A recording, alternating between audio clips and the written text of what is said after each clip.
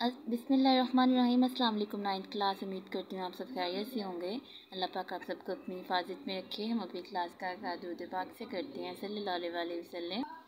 जी class, हमारा lesson है शायरों के लतीफ़े, जिसका हम सियाक़ पाक भी देख चुके हैं, खुलासा भी, और इसकी तशरीह भी देखी हमने।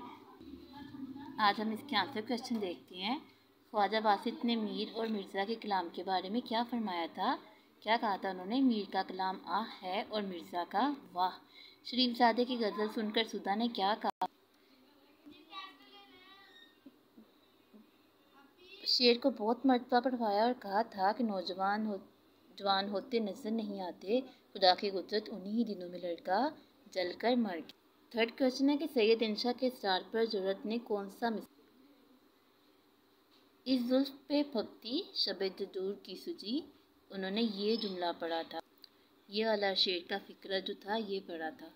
इससे नेक्स्ट क्वेश्चन है कि ख्वाजा साहब अपने शागिर्द से क्या कहा करते थे जो अक्सर बेरोज़गारी की शिकायत सफ़र का इरादा करते थे? तो वो क्या कहते थे कि जब खुदा वहाँ एक है और यहाँ भी एक है, तो फिर हम ये क्यों छोड़ के जाते हो?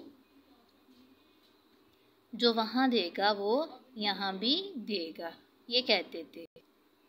साहब आलम की ज़ुबान उस वक़्त क्या निकला जब हकीम एहसानुल्लाह खान ने जल्दी से उन्हें आने और जाने का इजहार ताज्जुब किया? तो क्या कहा था? साहब आलम की ज़ुबान से क्या निकला था? अपनी खुशी से आए ना अपनी खुशी से चले।